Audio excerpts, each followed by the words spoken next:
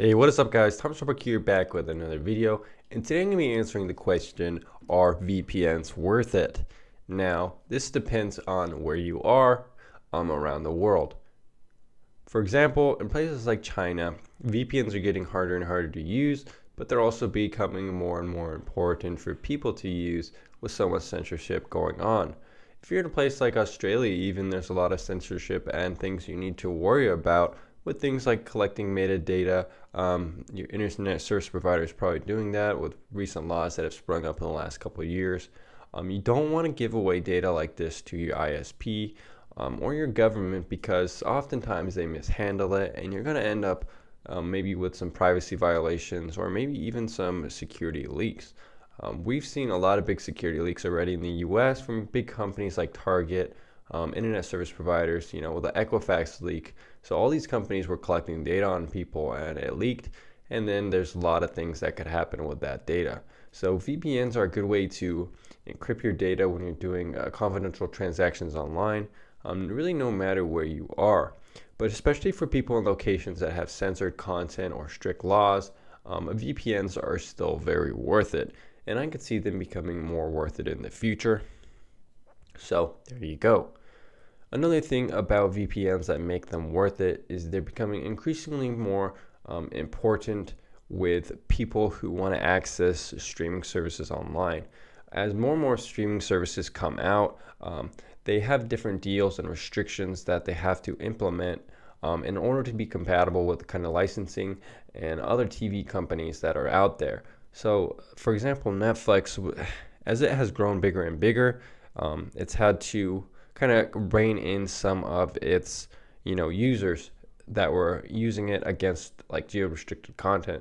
So essentially, when Netflix got so big, more and more users started getting away from other programs and TV providers and using VPNs to get access to the US content library, Netflix, which is the biggest content library. Netflix didn't want this, so they started blacklisting some IPs and things like that that VPN users were using, which is why we have specialty VPNs like Torguard that now have residential and dedicated IPs that let you get access. But VPNs are still very worth it if you're considering unblocking content online and streaming content in general, just because there are so many geo restrictions nowadays. If you want to use a streaming service like Hulu or BBC iPlayer, Netflix, really the CW, any one of these services, you're going to need a VPN. So if you're a big streamer, VPNs are definitely worth it. Now, more and more people are going to places like Starbucks or other internet cafes or the airport and things like that. We're becoming a very Wi-Fi oriented society. So anywhere you go and you're trying to connect to Wi-Fi that's outside your house, that's an unsecure location, you're probably going to be wanting to use a VPN if you value what you're doing on your phone or your tablet or your laptop, and if you want to protect your passwords. It's actually very easy for someone in one of these locations that has a little bit computer know-how to install kind of like a packet sniffer and root out passwords like this.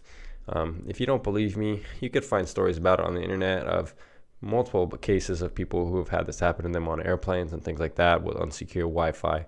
So if you really want to use Wi-Fi at these locations, I would recommend using a VPN just to be safe, to protect your Facebook passwords, your email passwords, really anything like that. Because when using a VPN, it's going to encrypt your information and it's going to make that Wi-Fi hotspot secure.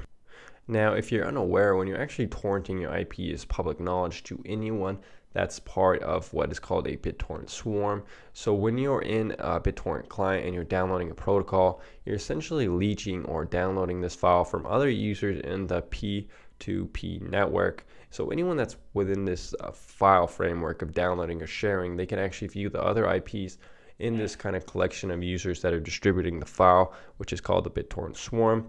So if a copyright holder or some other kind of troll or something in someone using this file is trying to upload the file and just catch users who are downloading it, this is actually pretty common. You'll see a lot of comments on some sketchy files like this on. I've seen websites even like someone's watching this file. So as long as you're using a VPN, you should be okay.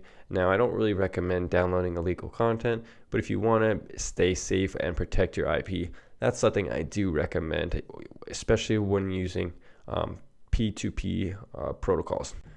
Alright guys, so this was just a basic video summing up some of the reasons why you should be using a VPN still.